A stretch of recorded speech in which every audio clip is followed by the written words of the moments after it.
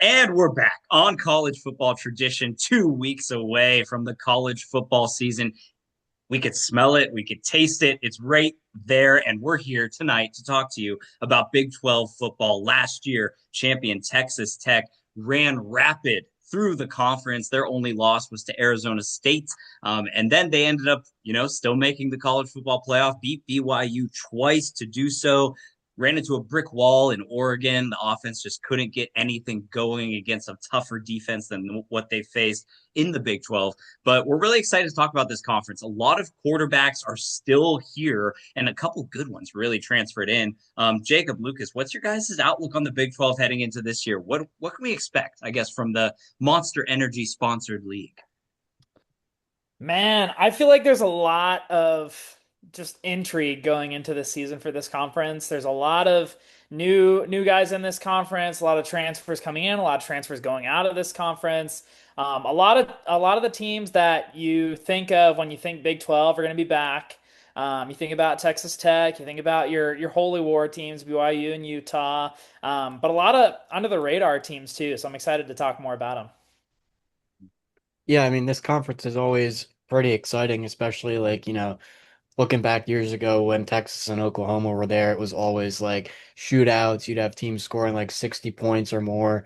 And even, the past couple years, ever since they have the realignment and everything, it's still been a super exciting conference. And the addition of BYU, I think, has been huge. They've done pretty well so far. That was a huge matchup between them and Texas Tech last season. So I think there's a lot of excitement around the Big 12 going into 2026. Yeah, I think so as well. I think it'll be a really exciting league. This is still a league that would love to be a two-bid league in the college football playoff.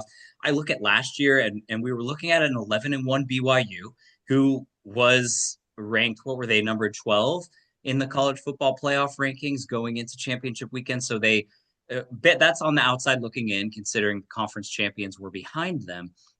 So I'm really excited to see, can we see some benefits in the non-conference slate that help out the Big 12.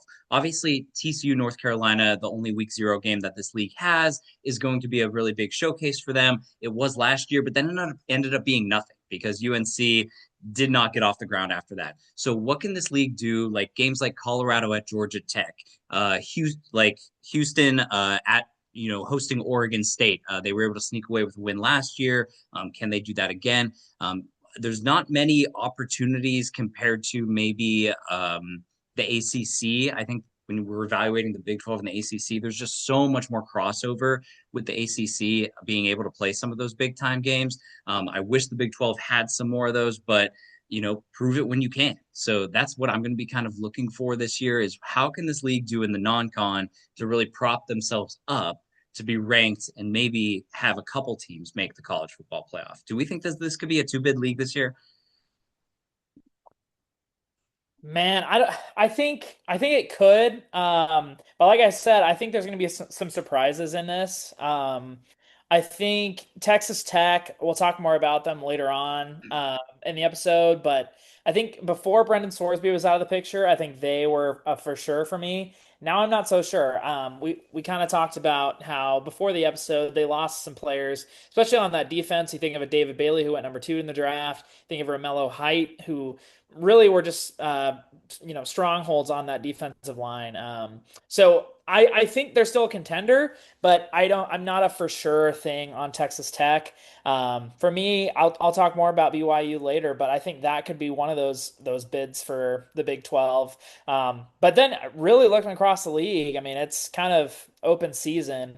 I'm thinking of a Utah team, new coach, Morgan Scalley. They keep their quarterback, Dan Pierre.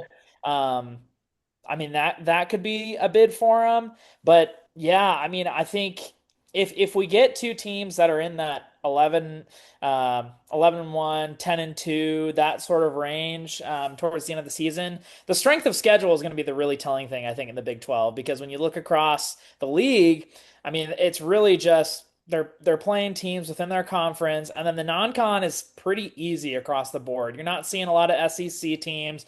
You're not seeing a ton of ACC outside of that Ireland game for TCU against North Carolina. So and not a lot of Big Ten. So it's going to be interesting to see what the Big 12, and I think they could get two bids potentially. Hmm. Okay. Yeah, I kind of agree with what you're saying, Jacob, is like I was kind of feeling similar about Texas Tech is like them and BYU, once again, similar last season being the two teams that could get into the CFP. And, now that you look at it without Brennan Sorsby being there, you just kind of wonder how similar the team's going to be to last year's squad. I mean, if they have a good quarterback play and they can kind of pick up in a similar offense, I would think that they would be that second team, right in line with BYU. But if not, I know that we have talked a little bit about like Oklahoma State, and the job that they've done in the offseason and all the hype around them. It'll be interesting to see what they can do. And then there's a couple other teams I was thinking of, like I was even thinking about Baylor a little bit just to see like what is DJ Lagway going to bring to the table there after transferring in from Florida. Like what are they going to be made of? There's, like you said, a ton of just it's very open in the Big 12, I feel like right now, outside of BYU and possibly Texas Tech that we're not really going to see until, the first couple weeks of football get played. Yeah, it's going to be really exciting, especially down the stretch in this conference. To start us off, we're going to talk about the Arizona Wildcats, man. Brent Brennan, he enters his third year. He's doing pretty well, I would say. Like he's 13 and 12 overall, but you have the luxury of having a fourth year quarterback in Noah Fafita, who honestly is going to leave college with a great stat line. He's going to end his college career with a lot of records for Arizona as well. I've been very impressed with him. When I look at this Arizona team last year, they started off hot, offense looked good, everything was great. Then they ran into Iowa State, who was ranked number 14 at the time, but won by multiple touchdowns against Arizona. Arizona was able to bounce back, but then they lost a double overtime game to BYU, which was a huge blow, just for this team. And then they had to travel to Houston and they lost by a field goal there. They played BYU tougher than anybody. And they were one of the teams that fell victim to a very good Houston team last year. They went on a streak, beat Arizona State late, got ranked. Lost that bowl game to SMU by 5. So all of their losses were close. Finished the year 9-4. So really not that bad. Definitely a team that I would consider worthy of a top 25 ranking. And I'm really excited for Fafita going into this year. This is a guy who had 3,200 passing yards last year, 29 touchdowns, 6 interceptions, started running the ball a little bit more than he had in previous times. He carried the ball literally twice as much as he did in his 2024 campaign, which was twice as much as his 2023 campaign. So I'm really excited to see what he's going to be able to do with his legs and what the weapons are going to look like. Really excited for this Arizona team. They bring in a couple good defensive transfers as well, especially at the linebacker position. Everett Rosow Jr. from Memphis, really good outside linebacker. This is a guy who started a lot of games for Memphis, and that's a good program that we've been talking about throughout all of these preseason episodes as one of those group of 6 darlings this year. They also brought in Mateo Tagayo from USC. He's a former blue chipper. Dalen Allen, the safety from Oregon. So they got some guys who have some pretty good experience coming in. I think that this defense is going to be improved. I thought that they were decent last year, but I think that there's room for improvement with this unit. So I'm excited for Arizona. This is a team that I'm fairly high on going into this year. Moving over, Arizona State. This is a team that last year I think really struggled to prop up the Big 12 in a big time moment early in the year. That loss to Mississippi State, a team that only won one SEC game last year. I know they went bowling and they were pretty a scrappy bunch, but Arizona State's loss to Mississippi State, I think, really hurt the Big 12 this year. This year, they get to travel to Texas A&M. This is an Arizona State team that, no, without Sam Levitt, what are they going to look like this year? I believe this one is Jacob. Or is this Lucas? I think Lucas has it. Yeah. Oh, I didn't know that Yeah. you were tossing it to me right then. Sorry. Sorry, my bad. No, you're good. Yeah, Arizona State, obviously, they've had a lot of success thus far under Kenny Dillingham going to the college football playoff, winning the Big 12 title, like you said. But, a huge departure in the quarterback room with Sam Levitt leaving to go to LSU. That's something that definitely is, really big shoes to fill there. So I think we'll kind of just start there at the quarterback position. Um, so they did end up getting in a transfer quarterback who came from Fresno State and Michigan, which was Cutter Boley. And then they also have a 6-year veteran quarterback in Mikey Keene. So I'm not sure what the quarterback battle looks like right now as far as if they've assigned a winner yet thus far as we head into the season, but it was pretty much between the two of those, it seems. And then they do have a couple of freshmen coming in at receiver. That's Cameron Dyer and Jake Fett. So or no, sorry, I have those listed as receivers. Those are the quarterback, those are fellow quarterbacks.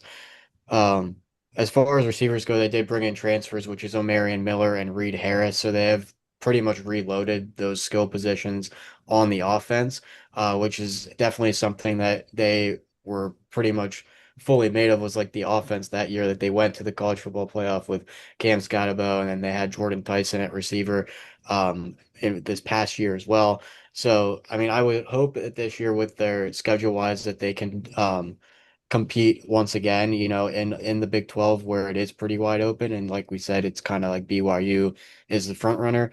But that Texas A&M game is going to be huge for them going on the road into an environment like that in the SEC. That's really, a make a name for yourself kind of a game for Kenny Dillingham. And also for Texas A&M, that's a really big game for them too. They're coming into the preseason, I think, ranked at like 7 or 8. So Marcel Reed and them playing at home against a team like Arizona State, that was just in the college football playoff less than 2 years ago. That's a really big matchup in week 2. I think from what I've looked at odds wise, I think Arizona State's listed at 6.5 wins, projection wise. So definitely it's looking like they'll go bowling, but I don't know about getting over that hump and trying to compete for a Big 12 title again.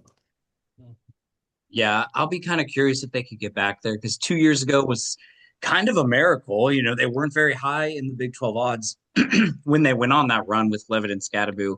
But then going into last year, after they lost to Mississippi State, they went on a little bit of a streak. They beat Baylor, beat TCU by the same score, 27-24. That TCU game was a pretty nice comeback for Arizona State. But then they ran into a buzzsaw with Utah.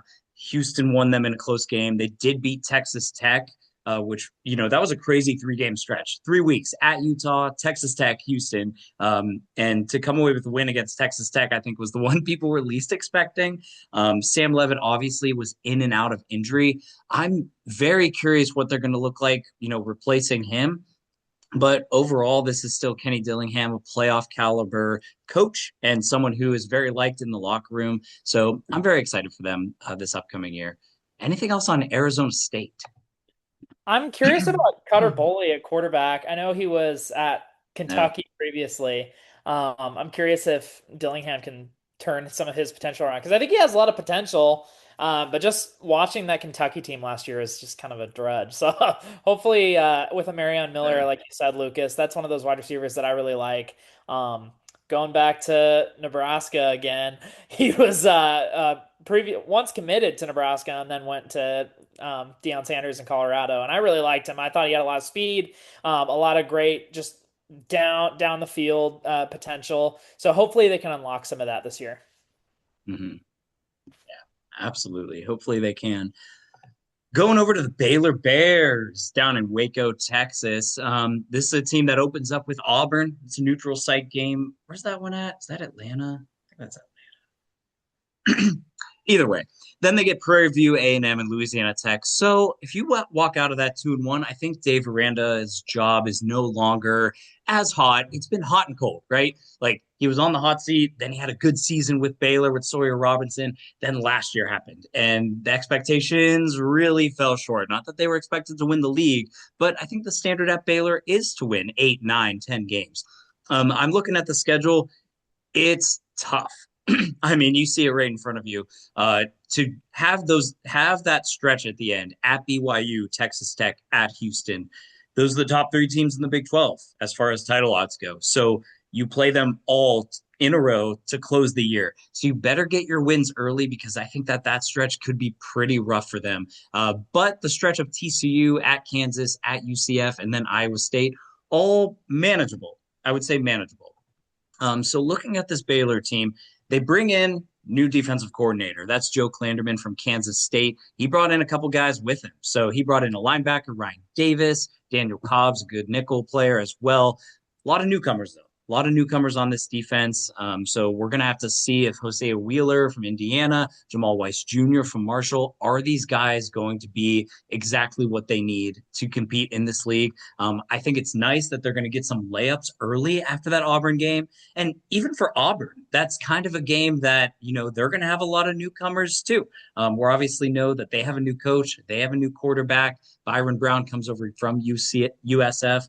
For Baylor, they also get a quarterback from Florida. That's DJ Lagway. He was somebody who electrified at moments, and then other times he led the country in interceptions with 14 picks. And people don't really know this as well, but Josh Hoover also had a lot of interceptions last year for TCU, and now he goes over to Indiana. So it's going to be interesting to watch those guys go into different systems where TCU system is very quarterback friendly, but I think Indiana proved last year with Mendoza that they're going to be able to kind of elevate a guy transferring in with the talent around them, and he won't be asked to do everything. So I'm going to wonder, is DJ Lagway going to be asked to do everything for Baylor? Because if he is, I'm not sure what this team is going to look like, because we saw what that looked like last year with Florida, and it wasn't good. His supporting cast around him, I think, compared to the SEC defenses that he went up against and the USF defense that they went up against was just not that good. But I'm really excited for that week one matchup. Lagway versus Byron Brown, a rematch of that Florida USF quarterback battle we saw last year. Anything else on the Baylor Bears? What do you guys think on them? Yeah, I kind of have them like I don't want to say middle of the road because there's a lot of games in there that they can win, but I see that they're projected about 6 wins, and like that seems pretty fair, like 6 or 7 wins. Because that stretch at the end, like they could be good in that middle of the road, like between the when you play Colorado, Arizona State, TCU, Kansas, UCF, Iowa State, like those handful of games there are kind of what's gonna like make their season. Because then at the end of the year, you're playing three of the best teams. Yeah. But I'm really excited for that first game against Auburn. Um, Unfortunately, it's literally at the exact same time as the Penn State game I'm going to, so I'm gonna miss it, as I just found that out. But that seems like a really cool matchup between Byron Brown and DJ Lagway. Yeah, I think so as well. Yeah, should be a pretty exciting season for Baylor. We're going to decide and kind of see if Dave Aranda's seat is still hot or if it's going to cool off. I think there's opportunity for it too. I think he's a good coach. He's going to have his chances here. BYU, Cougs, last year's Big 12 runner up. They have been just a phenomenal addition to this league. So fun, good geographical fit. They have good rivalries within the league. I really like this team. They're a veteran team in the Big 12. A lot of people are picking them over Texas Tech. They're kind of that sweet pick.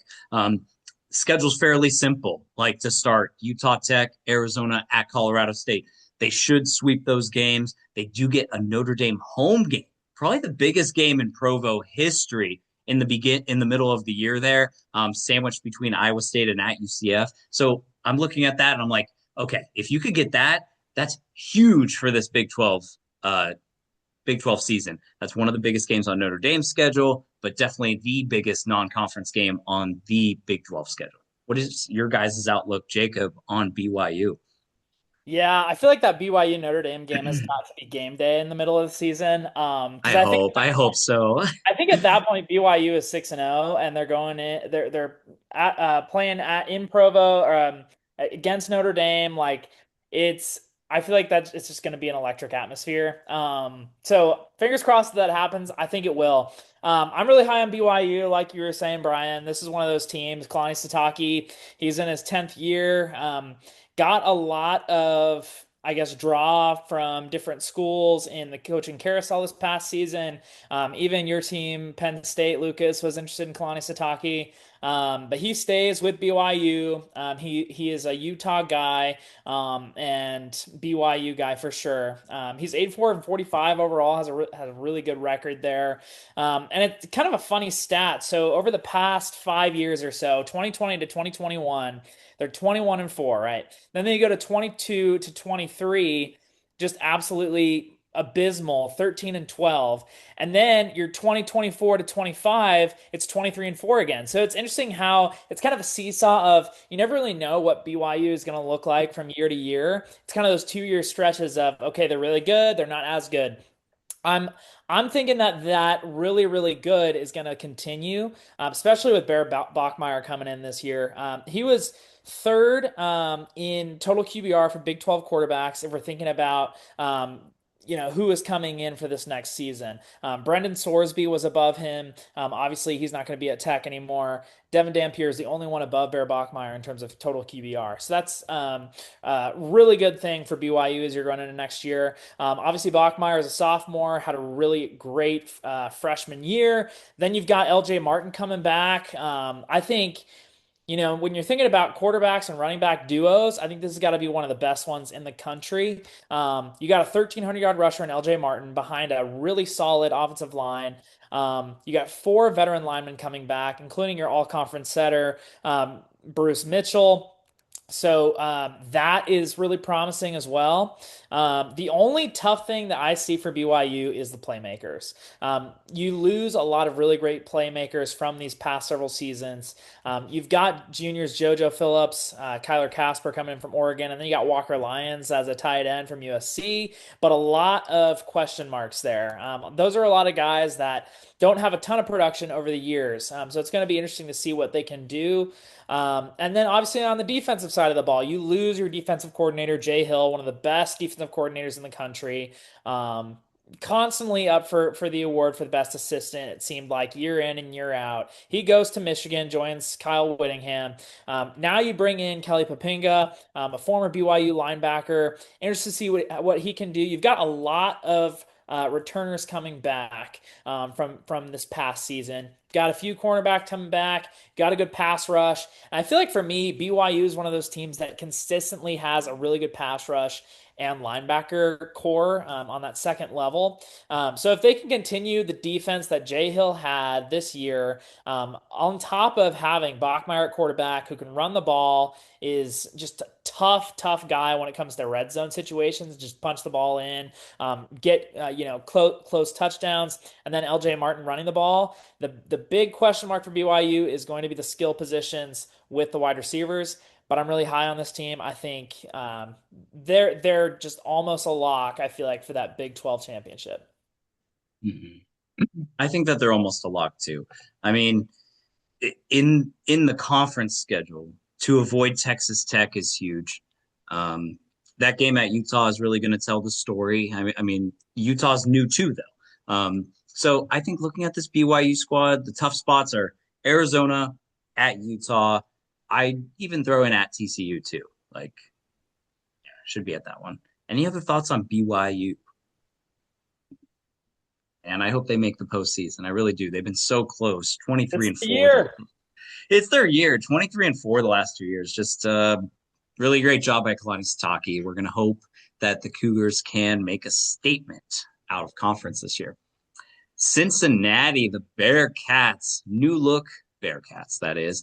They open up the season with Boston College, Western Carolina, and Miami of Ohio. That game will be at the soccer stadium in Cincinnati. 4 home games to start the year. A really tough stretch in the middle with Texas Tech, Utah, at Houston, all in a row. You close out with BYU. So everything after the bye is like, I don't like that. Your coin flip games are on the road. You never like to see that. You'd rather your tough. I think with the Cincinnati team this year, I think I'd rather have all my tough games be all on the road. But at West Virginia is going to be a coin flip. I think at Iowa State could be a coin flip. You need to get that Colorado game. But overall, this is a new team for Scott Satterfield. He's entering his 4th year, just 15 wins overall, but it's been a slow progression, right? 3-9, 5-7. Last year, 7-6. But last year it was a rough 7-6. So this was a team that at one point was 7-1. And then they closed out with 5 straight losses. I mean, that game to Utah, they got clobbered, close loss to Arizona, not that close to BYU from what I remember in this one. TCU took them to town late, and then they lost that bowl game to Navy pretty badly, although not exactly sure who was playing in that game by that point. So this was a rough 7-6, I would say. And then obviously you lose your star quarterback, who was the number one player in the transfer portal in Brandon Sorsby. Obviously, he's not playing college football at all this year. But when I look at Cincinnati upcoming year, you're you're having a quarterback battle. I haven't heard anything, unless you guys did, about who the starting quarterback is going to be this year. It does seem like it might be J.C. French the fourth from Georgia Southern, like just a guy who's been there for a while, career veteran, 5,800 career passing yards, like absolutely has the edge in this battle from what I'm seeing, but nothing's for sure. A lot of new wide receivers. I'm really excited for this wide receiver core. Cincinnati is a team that, or it's a program, from what I remember, has always had really solid wide receivers, really solid pass catchers, really solid tight ends. I really like this guy, Cade Wolford. They bring him in from Kent State. Kent was a surprise team last year. I know they didn't go bowling, but people projected them to be one of, if not the worst team in FBS. Cade Wolford, he caught 19 passes last year. Seven of them were for touchdowns. So he knows how to find the end zone. Lorenzo Fenner from South Dakota, a really good South Dakota team last year. He was 1,000-yard guy, 15 touchdowns. Then you got Malachi Henry from Central Arkansas. He almost caught for 1,000 yards as well. He had 10 touchdowns for Central Arkansas last year. So a lot of good pass catchers coming in.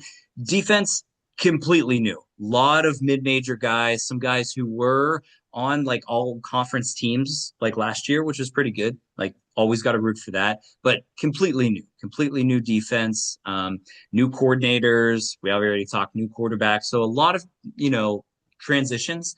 I think one of the staples of this team is that they do have some returning all Big 12 linemen. So that'll be at least a positive for them. Looking at this schedule, though, like I said, I think that that stretch in the middle is really going to define this team. Anything else Cincinnati wise? And the Bearcats.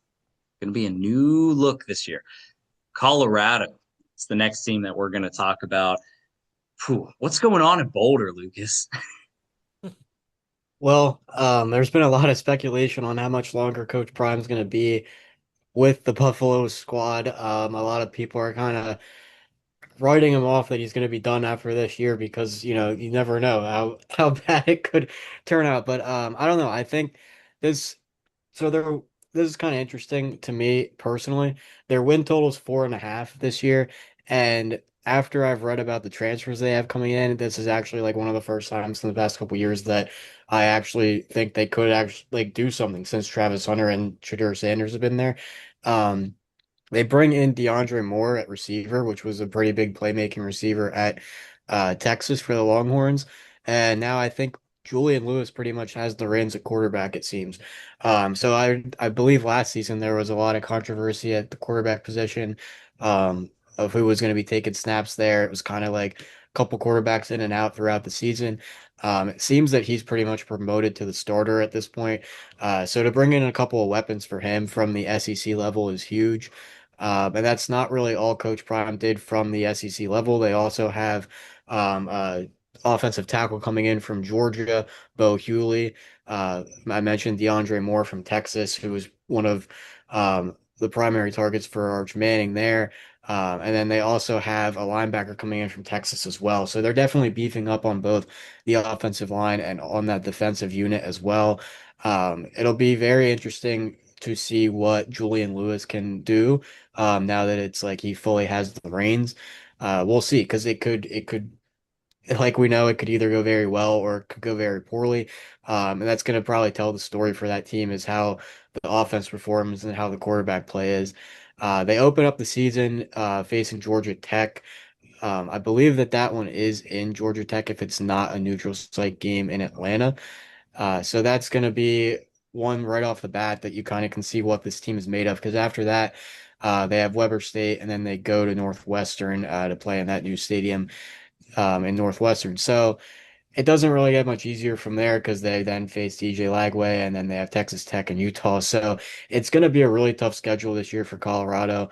But I think that they'll be fine to go bowling. I don't think that there's going to be any projection for them to reach the Big 12 championship. But personally, I'm excited to see what Julian Lewis can do with that revamped offense and getting in a couple of big time weapons at receiver. Hmm. They added a lot of really really good receivers. This is kind of a fun stat, but Danny Scudero from San Jose State led the entire country in receiving yards with 1,297, and he's going to be part of that receiver trio along with DeAndre Moore and Cam Perry from Miami of Ohio. So I'm excited for that trio. Yeah, Yeah, that'll I be think so interesting too. just to see what like now that he has weapons with him and he has full control of the offense, what Julian Lewis can actually do because they might be a surprise team this year, but that schedule is definitely daunting. Yeah, the schedule is daunting. I mean, give this team a lot of credit last year. Like, th- I mean, the offense never got going, in my opinion, but they were in these games. Like, that game against BYU was closer than it should have been. That Yeah. game at TCU was closer than it should have been. They beat a ranked Iowa State team. I know Iowa State fell off late, but that still was a ranked win. It's going to go on the resume as a ranked win. And then the wheels fell off. But they were in these games early, so I'm curious to see what they're going to look like. I think the wide receiver trio that they brought in, I don't think they could have done better than that, to be honest, unless they nabbed like two or three guys from Ohio State. Like, I just don't think that they could have done better than what they did. So I'm really excited for that. Not sure on Julian Lewis, not sold on him yet, but I'm definitely a little lower on him than a lot of other people are. But I think, this schedule has a lot of prove it points. So we'll see what they have to offer this year. Next up, Houston Cougars. This is a team that last year like really came out swinging. Like, they finished off a strong campaign, and they entered this year as one of the favorites going into 2026 in the Big 12. Last year they were 10-3. They found themselves ranked at multiple points during the season, including the end. Beat LSU in their bowl game, the Texas Bowl over in Houston. That was a barn burner. I loved that game.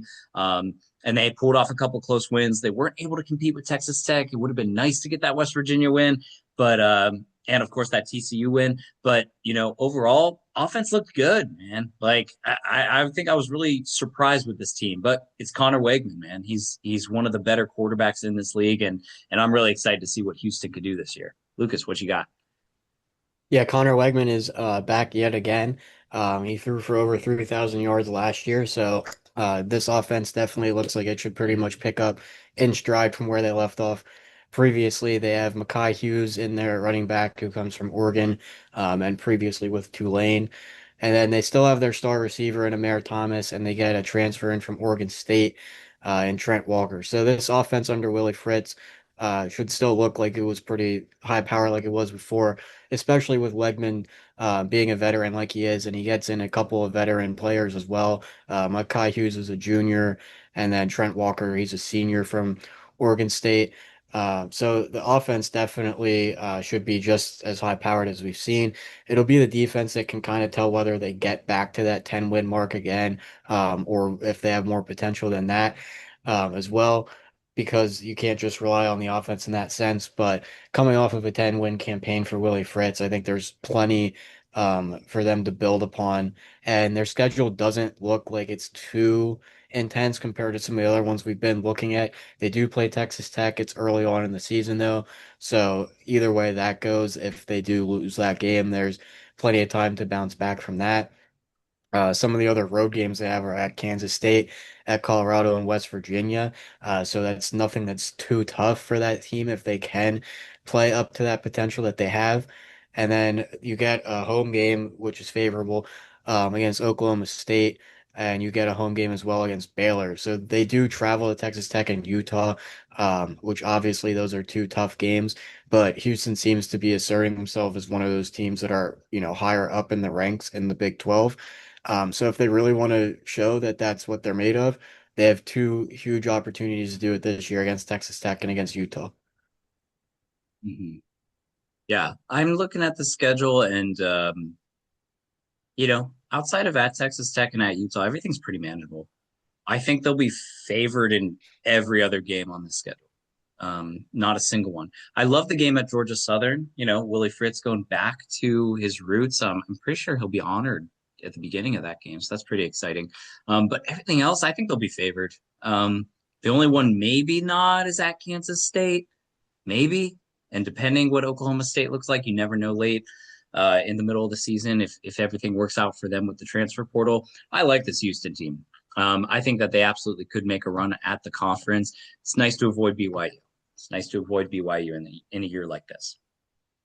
Iowa State, new characters over in Ames, Iowa, opening up with Southeast Missouri State, traveling to Iowa. Then you get Bowling Green. Very manageable conference schedule as well.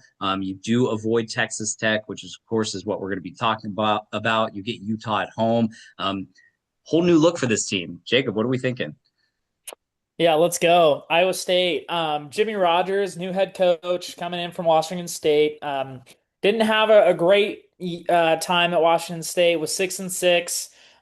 Just didn't live up to the potential in 2025. Before that was at South Dakota State for a long time, since 2013.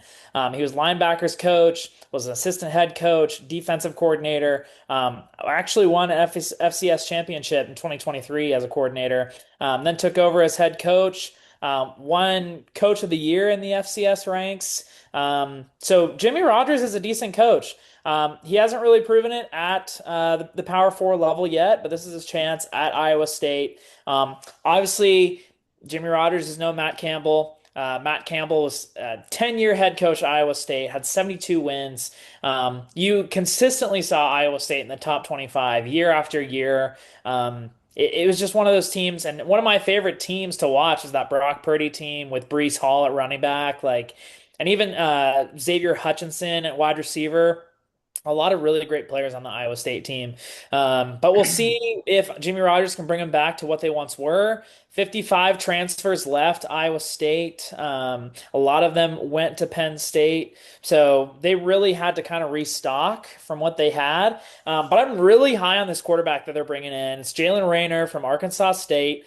We talked about him in the last, podcast episode. When we were talking about Arkansas State, he had 8,000 yards, receiving over his time at Arkansas State. He also rushed for more than 1,700 yards. Got some good receivers coming in. I'm really high on this receiver, Amari Hayes from Tulane. Mm-hmm. He really didn't drop a pass until the American Championship game. So I'm really high on him. I really like Cody Jackson from Tarleton State. Bryan talked about Tarleton State in our last podcast episode. One of the buzzsaw offensive schemes in the country last season. Like Bryan said, they beat our Army, I believe, last year. So yeah, one of those teams in Iowa State that I think could be a dark horse with just some of the offensive weapons that they're bringing in. Obviously, nothing proven. Arkansas State is not a great team or whatever, but with production that they have and on defense, they're bringing in some really good defensive ends and Isaac Terrell, Malachi Taese.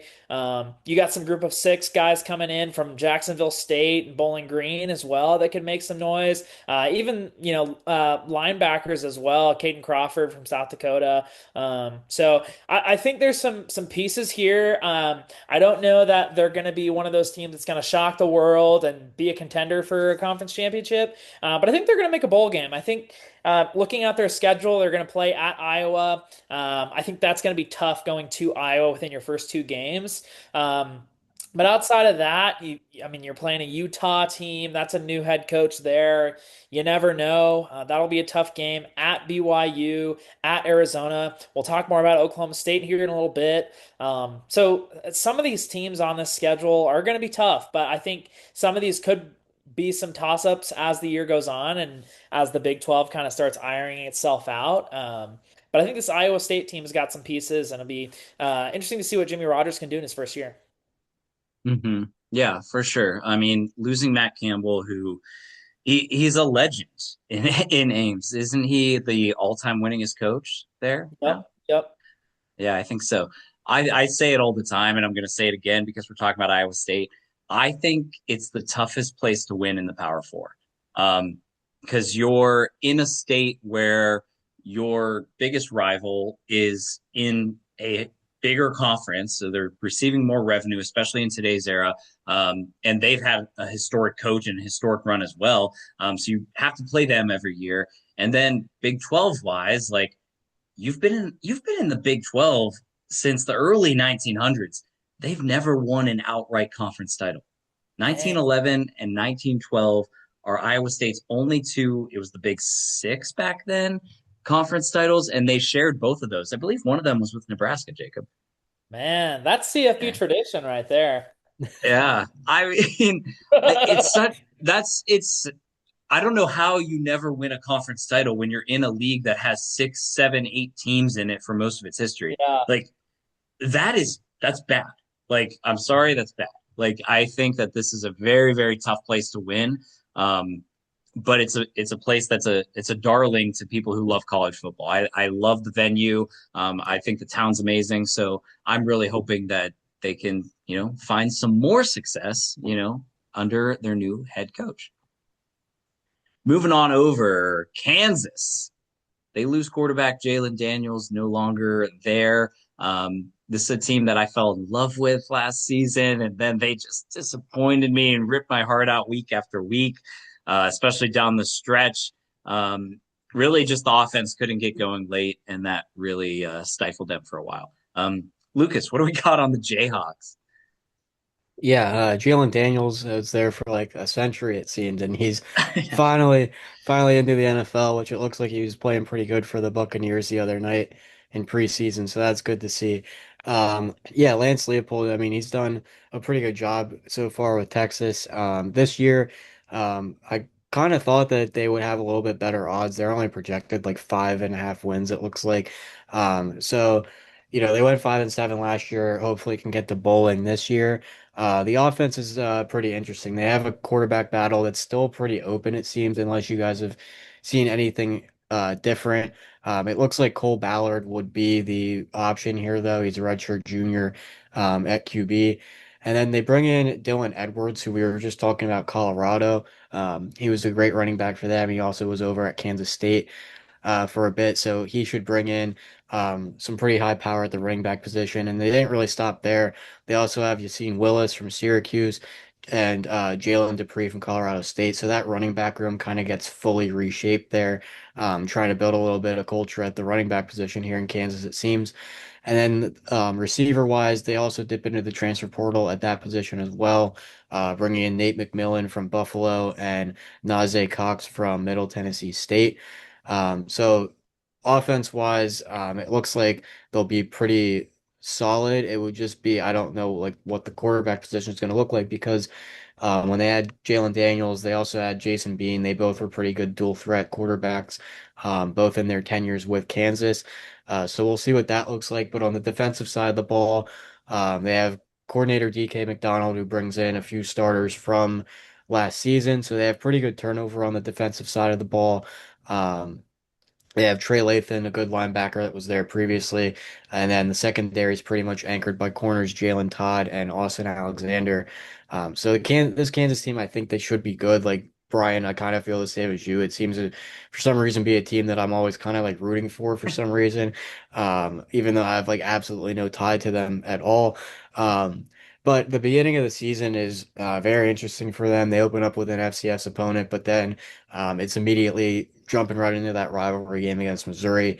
And after that, you play a neutral site game in the first ever FBS game in London, which will be at Wembley Stadium against Arizona State, a team that we touched on a little bit earlier. That's obviously not a great opponent to be facing that early in the year if you're Kansas. But then on their schedule, there's a couple of games that I would kind of just like to highlight as ones that I think are manageable for them. Possibly the Baylor game in the beginning, not the beginning, in the middle of the year, because you just don't know what Baylor will look like at that point. Plus, they get them at home, UCF at home. The BYU game is at home, which is a huge game for Kansas at that point in the year. Who knows? They could maybe spoil the CFP chances for BYU late on in the year like that. But definitely some tough spots on the road against Kansas State and that rivalry game. Right before that, you're at Utah. So I think that projection of like around 5, possibly 6 wins for a bowl game is pretty good for Kansas. But the outlook for them on defense and in the running back room are two pretty big talking points for that team. I really hope they beat Missouri. I'm so tired of seeing Missouri number 24, Missouri number 25. I hate that so much. They're My big gosh. rivals too. Yeah, I'm glad that they're continuing the border war. I really like that. Yeah. Yeah. But yeah, I think the 5 win mark. I mean, think about where Kansas was just a few years ago. Just absolute, laughing stock of the Power Five. For But sure. they're not anymore. I think Lance Leipold really turned that program around. I like what he's doing. He wants to be there. He wants to stay there. Wants to win there. And you touched on the running back transfers. Depending on Dylan Edwards' health, I think that is going to make a huge difference for that team. Because wasn't he supposed to be the guy for Kansas State? After they lost, who'd they lose when he was drafted by the Cowboys? Oh, Deuce Vaughn. He was fun. Yeah. Wasn't it supposed to be Dylan Edwards really his backfield Yeah. after that? Yeah, I mean, he was there. I don't, that's about as much as I know on that, to be honest. I didn't really watch a lot of Kansas State. He I was just know that there. he had played there, yeah. He was Um, there. but yeah, when he transferred out of Colorado, I thought he was pretty much going to be their guy with Vaughn leaving because he was pretty impressive when he was at Colorado. I mean, he played right there alongside Shador in that offense, and he was a good back there. Yeah, he was. So that's a bright spot for Kansas. Let's fall in love with them again. All right. Kansas State just going right downtown, opening up with Nichols, Washington State, and they're wrapping up that series or continuing that series with Tulane that they've had for the past couple of seasons. But really excited for this team. Avery Johnson still there. Still got a lot of the same supporting cast, but I know they bring in some transfers. Jacob, what do you got?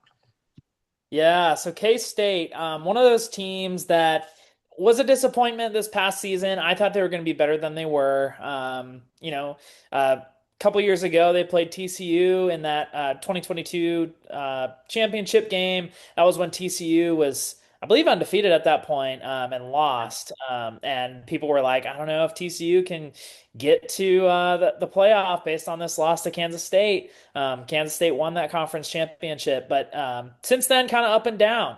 Now going into this year, they bring in Colin Klein at head coach. Chris Kleiman retires. Think about Chris Kleiman. He was at North Dakota State before Kansas State, had a really great winning track record there.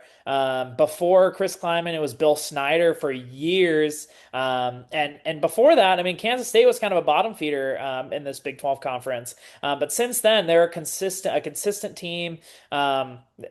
Similar to Iowa State in a way, where both teams were kind of bottom feeders and now seem to be consistently top of the league. But like I said, this past season, a disappointment. You bring in Colin Klein, the Golden Boy, coming back home.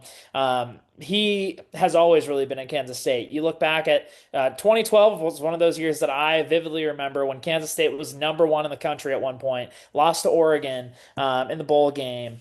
But Colin Klein was third in Heisman Trophy voting, I remember, and was a Golden Arm Award winner and Big 12 Offensive Player of the Year. Like that team was really, really good. And I hope that Kansas State can get back to that point. You think about a Kansas State team that previously, they had Tyler Lockett of the world. You had a Jordy Nelson. You had a Darren Sproles. Like you had some solid players. And I think Avery Johnson can be one of those players for Kansas State. He has been one of those players for Kansas State. I mean, since Will Howard left for Ohio State, Avery Johnson came in, ran the ball really well. It's tough, can throw the ball. Just a true dual threat quarterback. And I think if anybody can rub off on Avery Johnson, it's Colin Klein. A lot of people think about sometimes these hires aren't as perfect as they seem.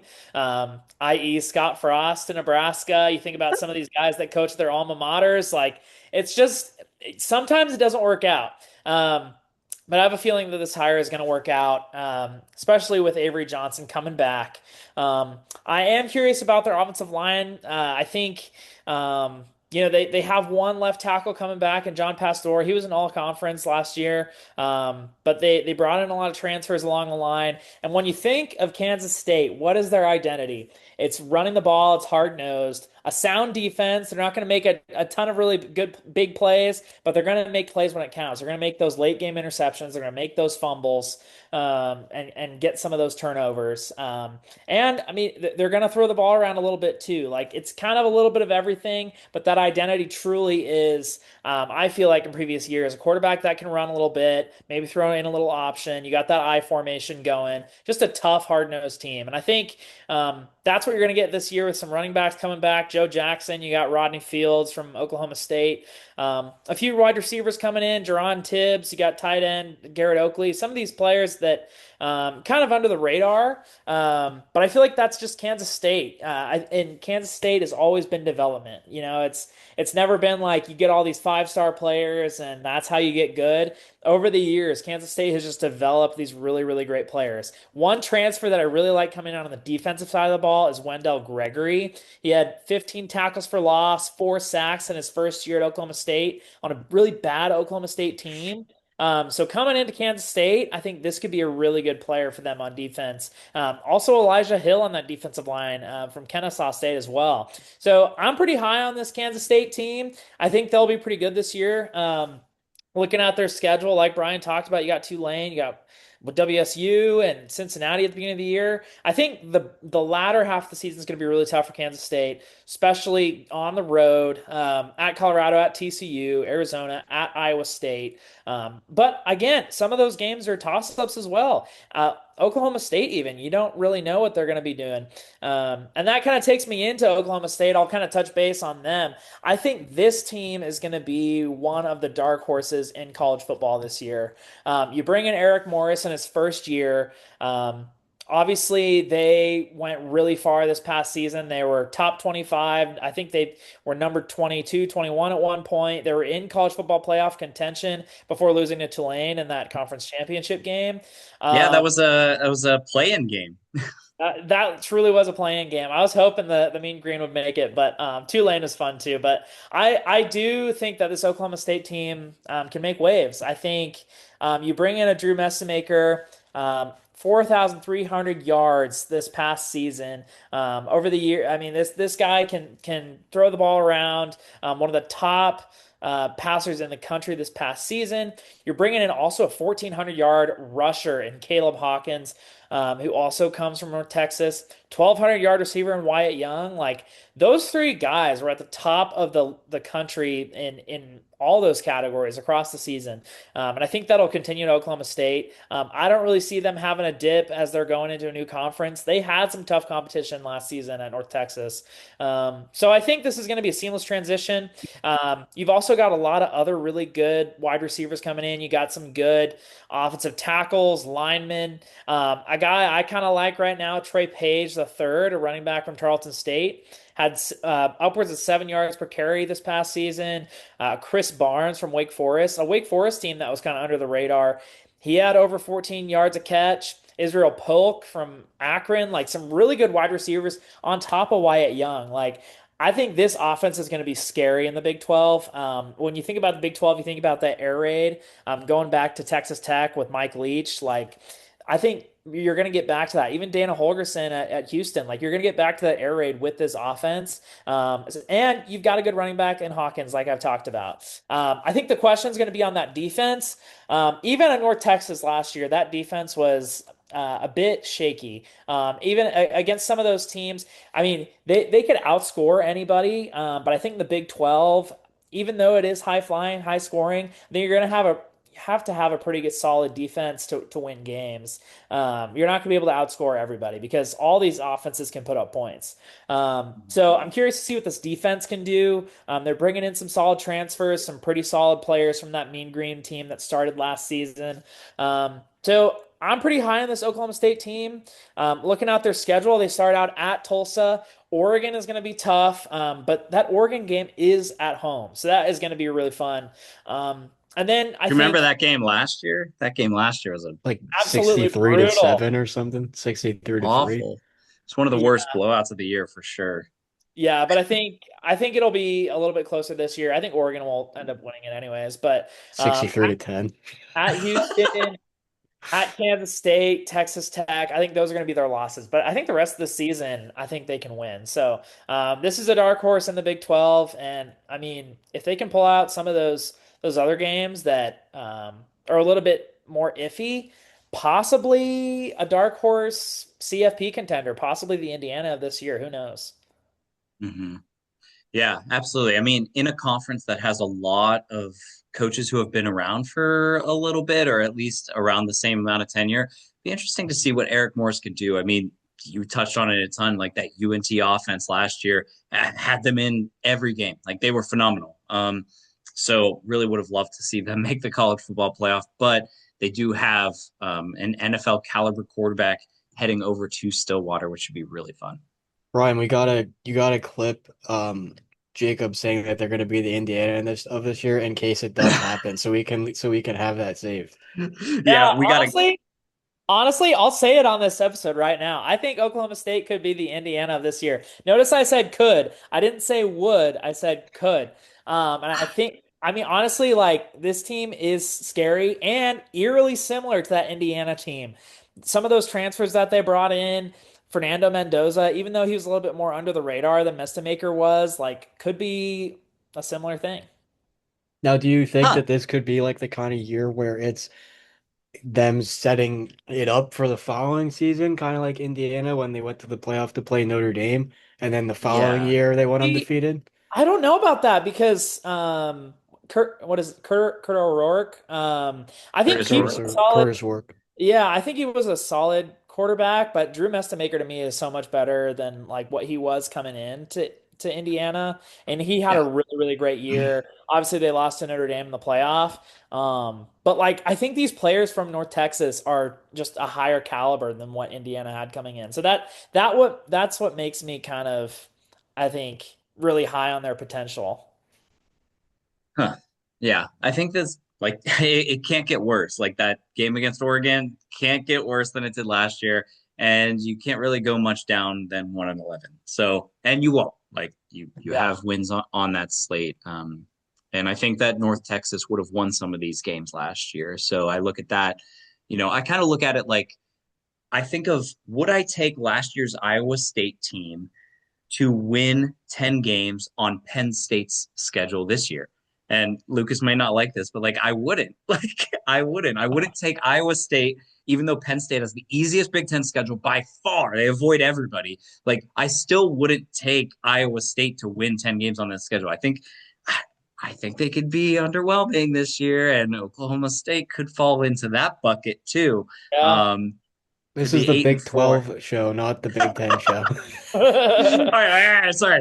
That's next week. Next week. Sorry. I we could make fun of Lucas and bully him next week. We'll move on. We could bully us, I guess. TCU. Yeah. They open up with North Carolina in Dublin. Obviously, the loser of the Dublin game usually doesn't come back and fare well here in the United States. We saw that with was it Kansas State last year? And we saw that with Northwestern in the past. That was what Northwestern's only win 2 years ago was in Ireland against Nebraska, wasn't it? Dang, That was shots are it. just Yeah, being that was fired in like everywhere. 2022, I think. That was yeah. Oh, Yeah. yeah, that was a yeah. So it is a curse. At least TCU's favored in that game. Definitely expect them to win. Sonny Dykes, man, like he's been a good coach for the Horned Frogs. They've lost some heartbreakers and they've blown some leads before, but they've also won some big games. Past 2 years, 9-4, bowl wins. 2 years ago, the bowl win was it Louisiana Tech? Wasn't I mean, it was probably the most confident bowl pick people had. But last year, the Alamo Bowl against USC was awesome with Ken Seals for TCU, the backup quarterback, the career backup. A good Um, game. it was a great game. It had a great finish with Jeremy Payne, the running back, scoring at the end on that little flip out pass. He comes back. He averaged over 6 yards per carry. Stellar running back.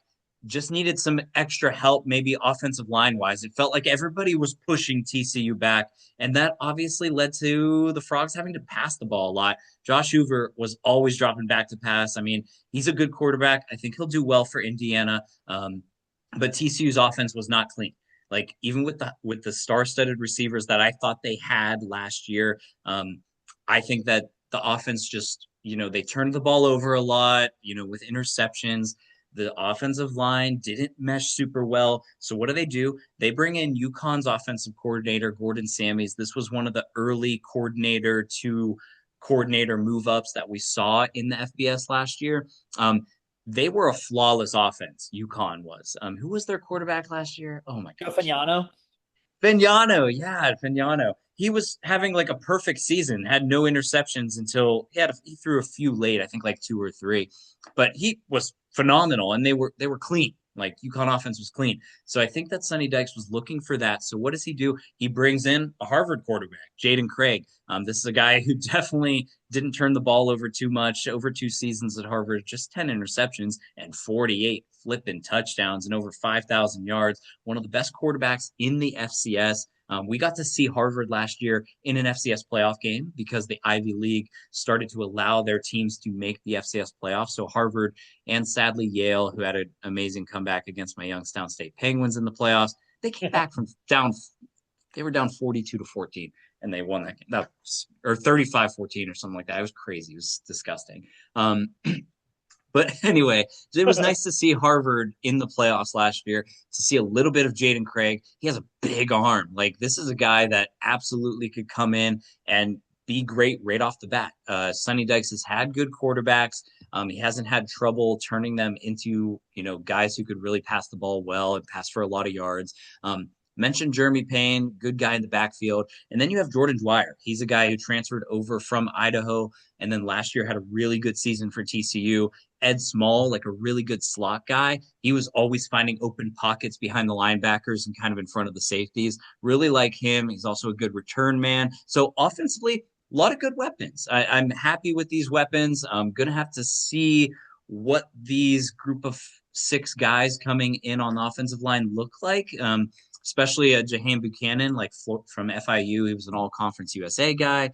And you bring in Noah McKinney from Oklahoma State, one of their better bright spots last year from that OK State squad. So I'm loving this TCU team and who they brought in. The Andy Avalos defense, it's been good against the run, but against the pass, not so much. They weren't able to reach the quarterback too often last year, in a lot of those drop back situations, but they were to me able to stop the rush a decent bit. So I'm hoping that the pass rush could improve.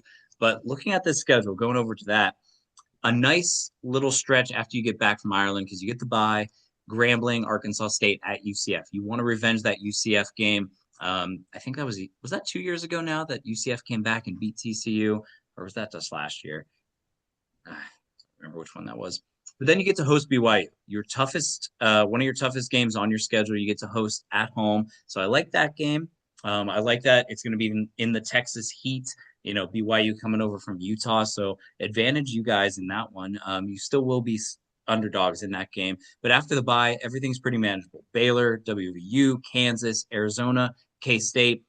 Final 2 games, Utah and Texas Tech. That's tight.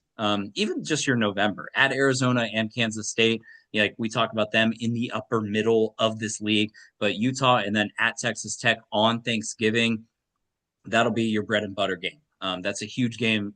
It potentially could be for a spot in the conference championship, depending on what that BYU team looks like. So I'm really excited for Jaden Craig, really excited for the offensive coordinator they brought in from UConn. This could be a good TCU team this upcoming year. Yeah. All right, moving over to Lubbock, Texas. Last year's Big 12 champions, Texas Tech.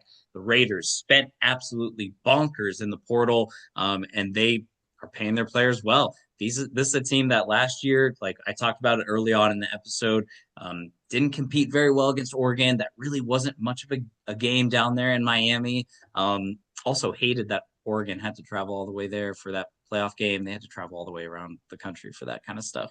What's our outlook on the Raiders this year? Like, quarterback shuffled a couple times around, but now it finally got settled down. You got Will Hammond.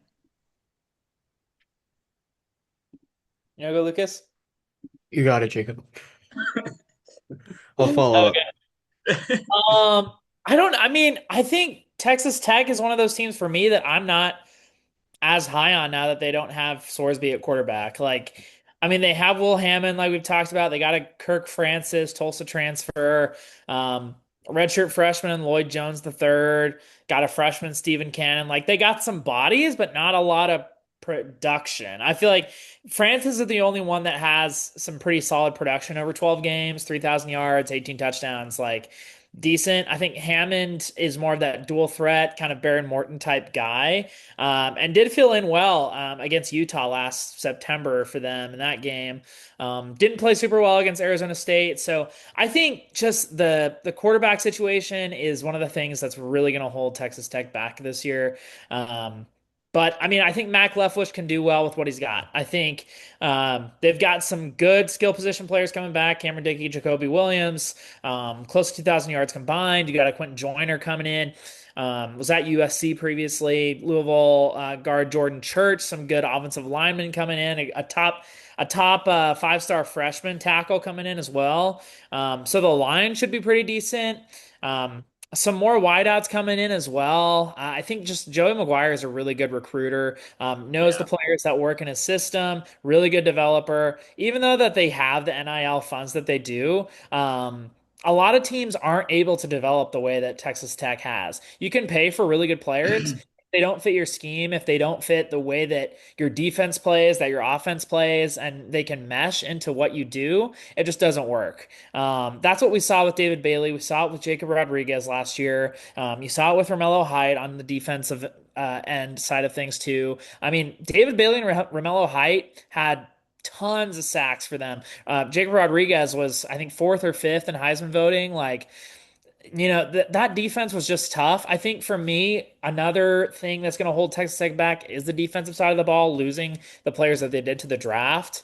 You're getting some solid players coming in. You got Julian LaVenture from Akron. You got JoJo Johnson from Oregon State.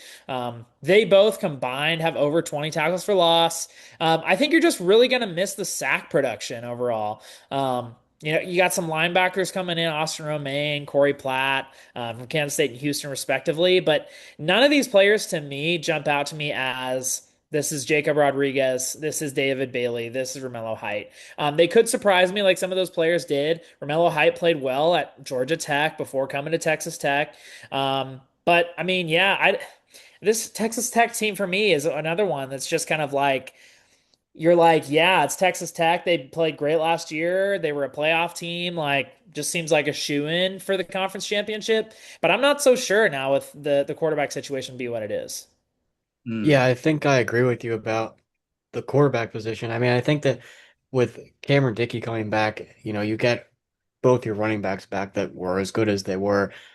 That's really a good sign for that offense because I guess it's more of a question mark of how will the quarterback to receiver connection go this season. But having familiarity at the running back position is huge because those running backs last year were great for them in their run to the college football playoff.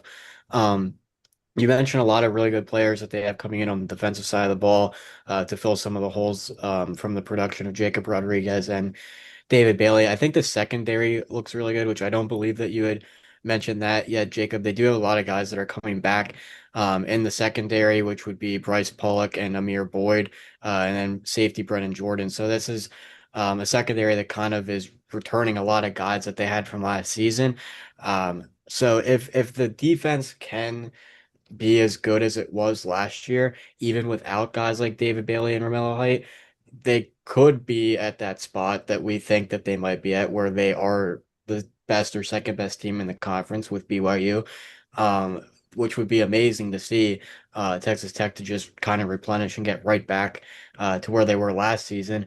I think that something that's going to be really big for them is what happens at the quarterback position and at the wideout position because I do have more confidence in the defense actually even with those losses than I do the offense at this point.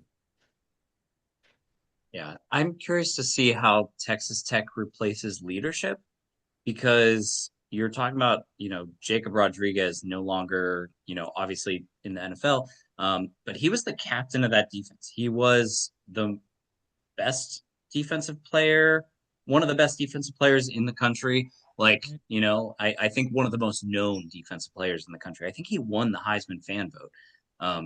So people just loved watching him play. So I'm just curious on who's going to be that guy who steps up into that spot. And is Will Hammond going to do enough offensively? Is he? I want him to trust his legs too. He's a quick guy. Like he could definitely run the ball. So I want to see him do a little bit more of that. Um, but I think overall it comes down to like, last year they won, in spite of their quarterback play because they had just that good of supporting cast, that's just that good of defense around them. So they were able to win with multiple guys, in the backfield. So I'm really excited for Texas Tech. I think, like I talked about with TCU, I think that Thanksgiving Day game between those two teams is going to be a lot bigger weight on it than people realize. Um, so that's Texas Tech, definitely the odds on favorites in the league this upcoming year. Next team we're going to be talking about is the UCF. Wait, is that we're on? We're on UCF? Dang, already. Wow. It's the UCF Knights. Scott Frost entering his, I guess, fourth year in Orlando, but second year in this stint overall. Last year left a lot to be desired. 5-7, but year two Scott Frost, like we're coming into a whole new plane. I'm really happy with this team because they held on to a lot of corners. They held on to Bellamy, DJ Bell, Antoine Jackson, a couple good dynamic pass rushers. They also brought in some good guys from schools like Eastern Kentucky with Brad Gurley coming in.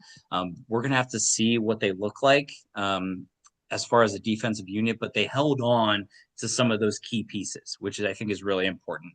Um, Overall, offensively, like they bring in Alonzo Barnett III. He's a college football playoff quarterback.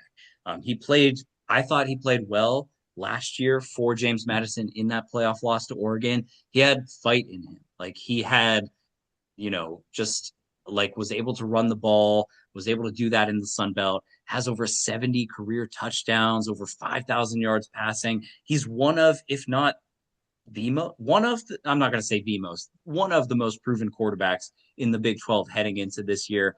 Then they also bring in some good running backs. You got Duke Watson coming in from Louisville. He didn't have much of a season last year, but 2 years ago he was kind of like the guy for the Cardinals, the guy who's going to kind of step into that big time role for them and be their leading running back going forward. But injuries kind of stopped him. I'm really excited for Scott Frost. I think that this is I'm not sure if they're going to have a UCF turnaround like they did a couple years ago, a decade ago, when they went 13-0 and won the national championship. But we're going to kind of see what they look like this year. When I look at their schedule, that game at Pittsburgh is huge. I don't trust Pitt this year. I think I made that known in the ACC pod. Sorry, Brody, but I like UCF in that game. I think that they will be underdogs, but I think that they are a team that I'm actually absolutely going to put a bet on in that one. The slate overall, not too bad. Like you do avoid Texas Tech, you do avoid Utah. You get BYU at home after the bye. And then your November is super easy at Kansas, Arizona State, Iowa State, at Colorado. It could not be an easier November for you. So I'm just looking at that. I'm looking at the supporting cast. I love Alonzo Barnett III. He's probably my favorite quarterback in college football going into this year. Not even joking about that. I think he's my number one guy. So I just really like UCF. Jacob, what's your opinion on Scott Frost? Dude, stop trolling me with Scott Frost. Um, Trauma. yeah, there's so much trauma there. I think that's why I wanted to talk about Kansas State tonight because I wanted a feel good story about Colin Klein leading Kansas State as his alma mater because I can't live through the Scott Frost era again. I feel like for me, I like try specifically not to watch UCF because I don't want to see Scott Frost on my screen. Mm. It's okay though. I agree with you. I think this UCF team is going to be pretty good. I like Alonzo Barnett a lot at quarterback. I mean, I look back at the UCF teams that Scott Frost coached with like Shaquem Griffin and like Mackenzie Milton. Like I loved those teams, and that's why I was so high on him coming to Nebraska. But yeah, I think his second stint, I think it's going to turn around. I think this year could be a really good year for the Knights, specifically with that quarterback. Yeah, super excited for what's going to go down in Orlando. That game at Houston and hosting TCU back to back. think that those are going to be huge tells for how the rest of the season is going to go in league play. Moving over to Utah, they hire their coach in waiting after Whittingham leaves for Michigan. So it's a new era that we haven't seen in a while. And before that era, it was Urban Meyer. Like that was so long ago now. So Salt Lake City going to look completely different. They open up with Idaho, hosting Arkansas in what I believe is such another important game for the Big 12. You have to beat those SEC teams that are on your schedule because there's not a lot of crossover here. So you have to beat them, especially if it's Arkansas. Like I said, that Arizona State loss to Mississippi State last year, I think really hurt the league. So Utah, I think that you have to make a statement in that one. Then they also host Utah State. But what's our outlook on the Utes? Kind of a new look, but same quarterback in Devin Dampier this year, Lucas. Yeah, this is going to be an interesting team. Oh, sorry, it's just Jacob. I was Sorry. gonna say, No, yeah, you're Jacob's good. got him. Yeah. Uh, I'll the follow him up then, but yeah, that's his assigned team. I got it. Yeah, Morgan Scalley, defensive coordinator for Kyle Whittingham for all those years. Like you talked about a little bit, Brian. Like they since 1989, they've had three coaches, which is really impressive. Ron McBride, he was the second winningest coach in school history. Then you had Urban Meyer come in, 22 and 2 in 2 seasons. Then you had Kyle Whittingham, who's there for 21 seasons, most wins in Utah history. And now it's Morgan Scalley time. And I feel like he's been in coach and waiting for years now. I feel like Kyle Whittingham has been on the verge of moving on or retiring. Of course, he moves on to Michigan. We'll talk more about that in the Big Ten podcast. So tune into that. But I think this Utes team is going to be pretty good. I feel like for me, ending last season, I feel like Utah was one of those teams. They're 11 and 2. Like they were just on the cusp of getting into the college football playoff. I feel like they were one of those teams that, again, for me, I'll say it again. Like I feel like this Big 12 conference is it's tough to get multiple teams into the college football playoff because you're not playing the caliber of teams that the Big Ten and SEC teams are playing. Game in and game out. Like the Big 12 teams are good, but you're not playing some of these SEC teams that are top 10 teams, these Big 10 teams that are top 10 teams. Like the Big 12 teams at best are probably going to be within that 18 to 25 range, maybe. It's hard to get teams in there. And so if Utah can get multiple wins, if they can beat some teams that are going to be in that top 15 range, specifically that BYU game is going to be key. I think if they can win that game, that is going to skyrocket them. I think obviously they lose Jason Beck at offensive coordinator. He goes with Kyle Whittingham to Michigan. But they bring in an offensive coordinator in Kevin McGivern from Utah State, who is also a Bronco Mendenhall former assistant. And so him coming in, he's bringing in a wide receiver that I really like, guy that has a lot of length, a lot of height, Braden Pagan. Also got some good starters as well that had some playing time at Utah State, and Larry Simmons and Hunter Andrews. So I think those could be some good pickups. When you think about Utah, they always have really, really good tight ends. You think about Keithy.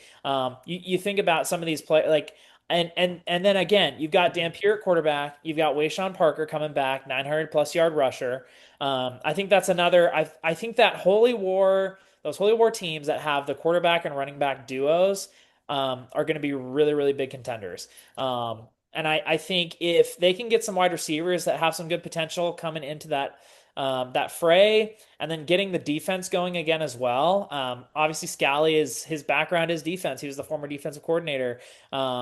His specialty is linebackers as well. And so he is bringing in Colton Swan, who was longtime linebackers coach there at Utah, new coordinator on the defensive side, bringing in some pretty good players. Ethan Day from North Texas.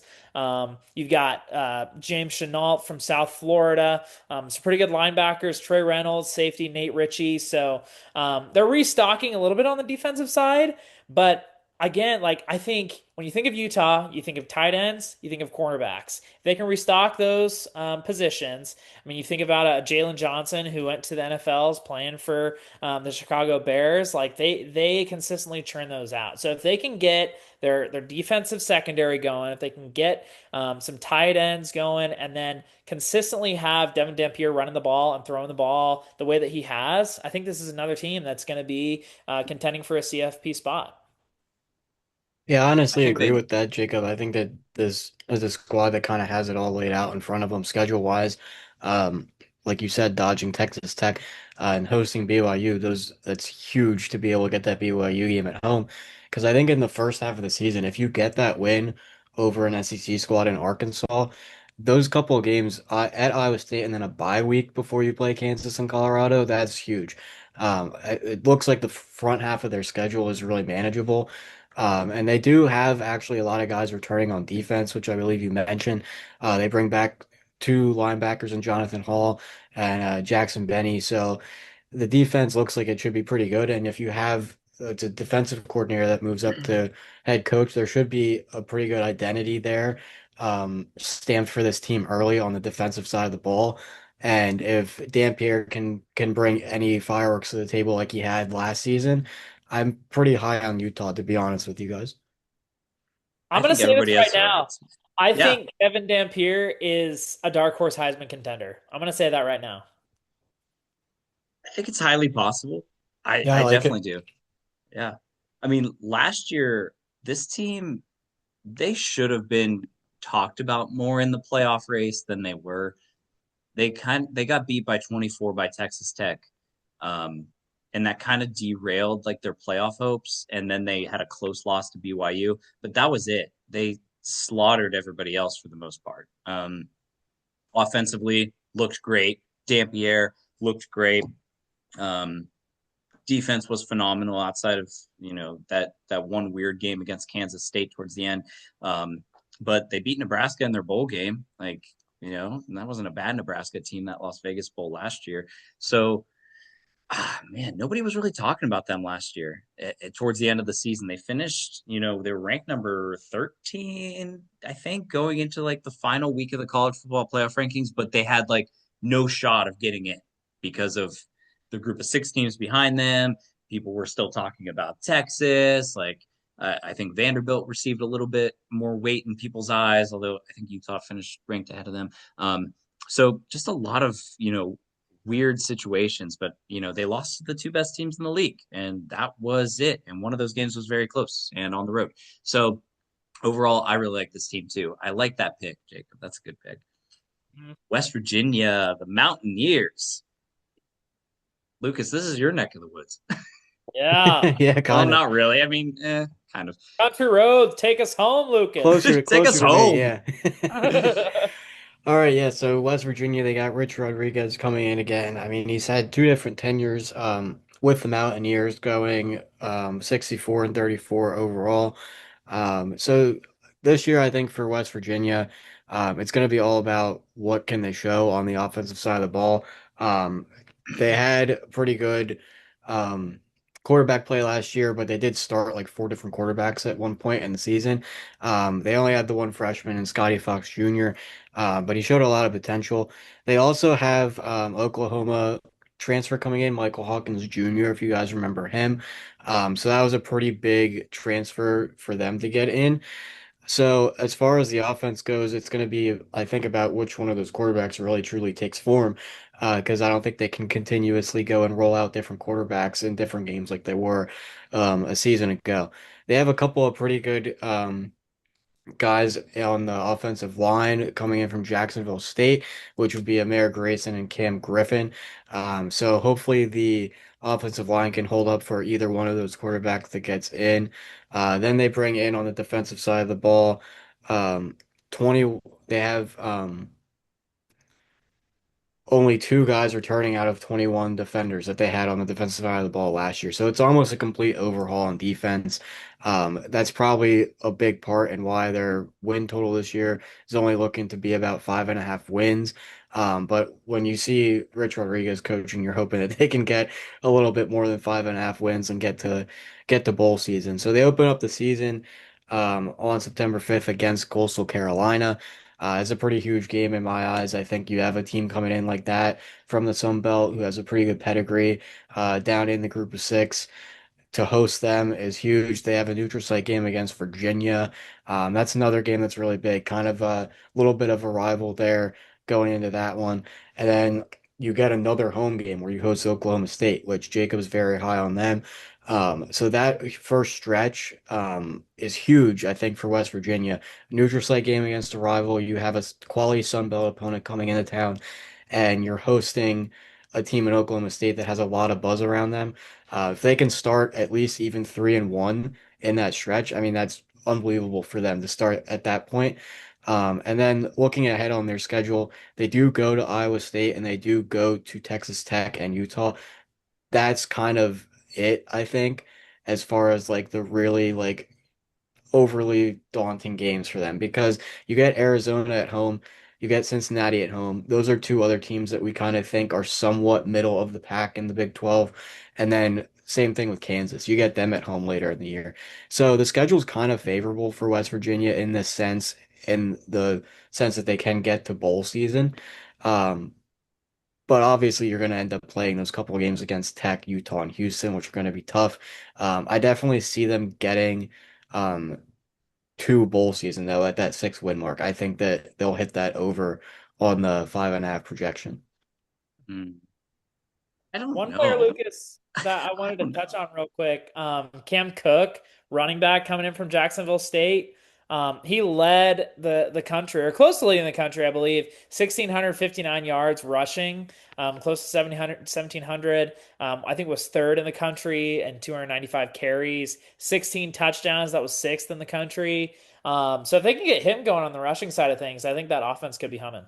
Yeah, I mean, I think that with that being said about the offense and that schedule at the start of the season, like it could play into their favor, definitely. That's the only reason I'm kind of thinking that they could get to that bowl mark because if it plays that favorable at the beginning, you're kind of only trying to scrape out like maybe 2 wins at the middle of the season, which is again against some of those teams that like we're kind of thinking are a little bit middle of the line for the Big 12. But I don't know. It could always go downhill. They could always only win like 3 to 4 games. But I just think I guess I'm a little bit higher on them this year than some people, but yeah, I don't know. It'll be very interesting to see what that offense looks like bringing in those guys from Jack State along with Rich Rodriguez.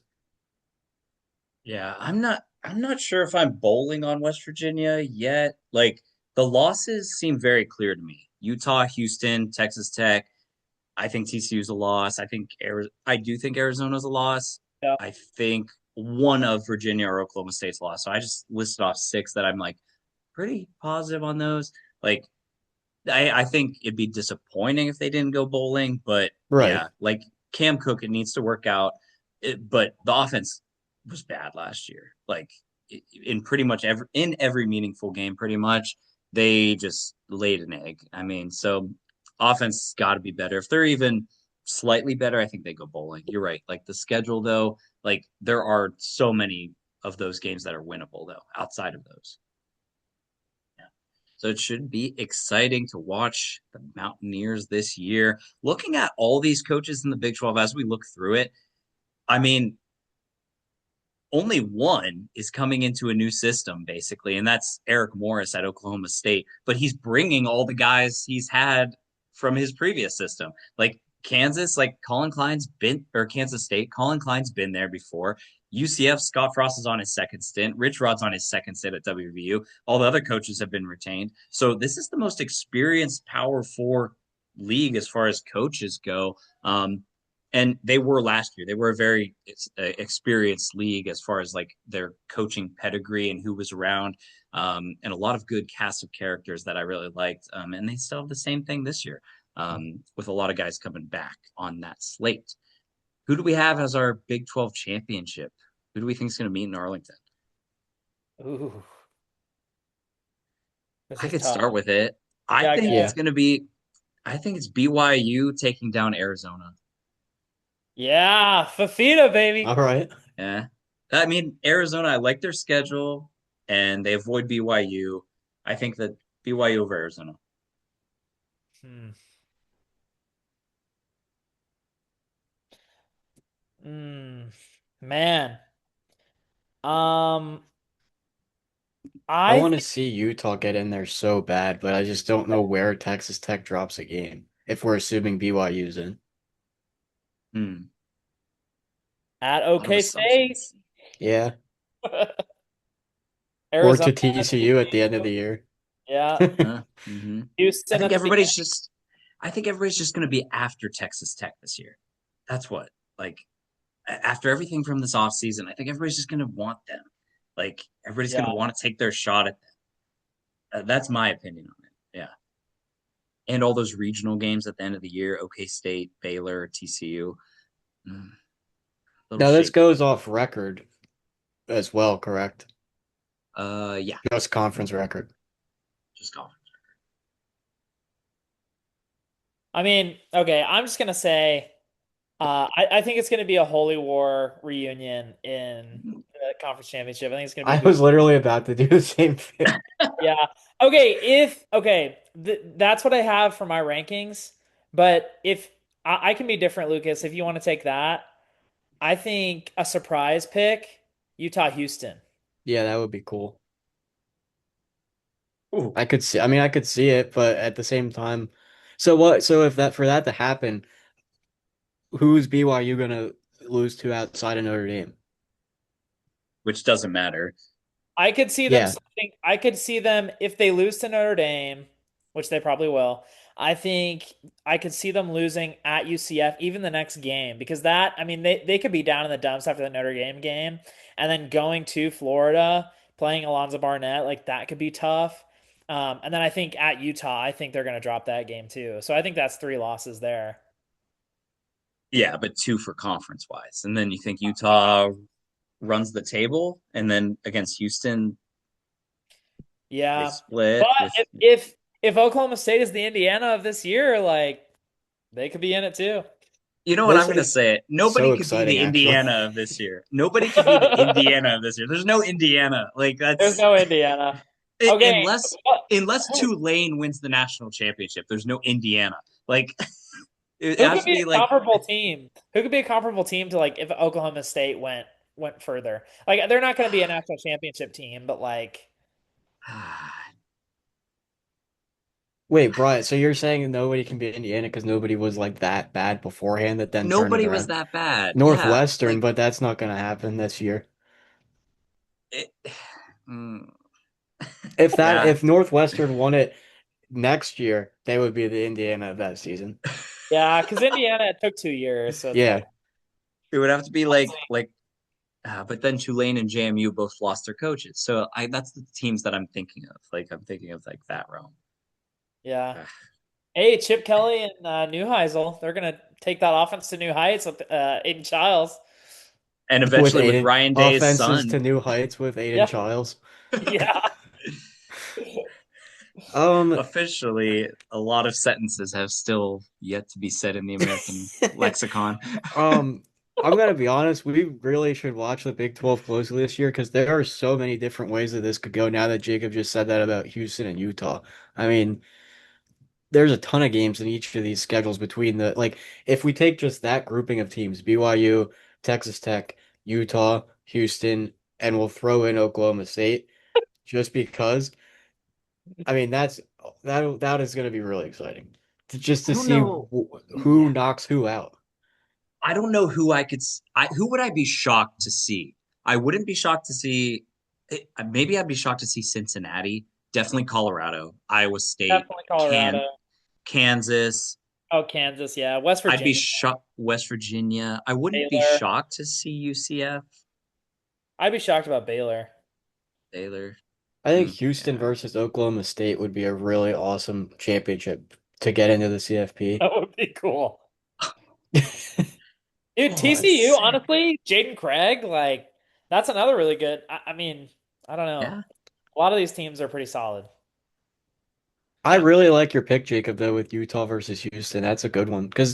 But the only thing for me on that still is like who's beating BYU to get one of those two teams in Yeah. there. But, like, Yeah. Houston's schedule, like, I mean, I'm looking at it. There's not that many teams that I'm like, oh, they're definitely losing to that team. You know, like at Texas Tech, like question marks about their quarterback. That's week 3. Like at Kansas State, like I mean, new coaching system. Avery Johnson was off last year. He could be off again this year. Like maybe Oklahoma State is a loss. Like I mean, and then like at Utah, I have them winning that game as an upset kind of thing. I don't know. Like, there are some games that they could lose, but I mean, I feel like a lot of those games are also toss-ups. Yeah. I'm So gonna go with BYU versus Houston. nice. Okay. Wow. Dang. So no Texas Tech. Well, it's I think we're feeling what other programs are probably feeling. Like I think that everybody wants to take their shot at them. I mean, they have a great program, and we'll see if they could repeat this Yeah. upcoming year. Any Wait, final thoughts? Yeah. do you guys think what coaches I guess are on the hot seat in this league? Like I think for me it's definitely Dave Aranda at Baylor and then Scott Satterfield at Cincinnati potentially. Like I don't know if his seat is super hot, but like I think he is also on the hot seat too. Like are there any other ones that you guys are like, yeah, these guys and maybe Lance Yeah. Leipold from Kansas. You think those three are the main ones? No, not Leipold. No. I think definitely Aranda, and there's definitely an exit point at the end of the year. You closing out with BYU Tech and Houston, that's crazy. Like that's the toughest stretch in the league, in my opinion. And then Cincinnati with Satterfield, Texas Tech, Utah at Houston in the middle of the year. Yeah. That's a really tough stretch. That's an easy exit point if it were to be. I don't think Satterfield's on as hot of a seat though. Yeah. The thing that kind of stinks for the Aranda situation is right now that job completely lies in the hands of DJ Lagway. Like, right? Which it kind of sucks for him. But like, Or am I is really wrong? good That's for him. kind of, yeah, like it's well, I say it sucks because it's like Lagway's so up and down, like you don't really know how that's gonna go. You don't. I love the first couple games of the year though. Like you could be 4-1, 5-0. Good. Nah, Byron Brown's gonna light him up. Byron Brown is Bar- solid. I like him. yeah. Yeah. I can't wait to get to that SEC episode. Dang. Yup. Oof. Any final thoughts, Big 12, before we wrap up? That's all I Go got. Cougars, Which ones? both. Nice. Well, that's all we got for today on the Big 12 College Football Tradition Pod. We'll be back a couple days from now. We got Big 10, we got SEC, and that's it. And we got the college football playoff prediction show that we will do, our projection show, whatever we want to call it. And we'll be gearing up for week 0. We are 2 Saturdays away from college football being back on the big screen. Guys, thank you very much. Lucas, Jacob, have a good one.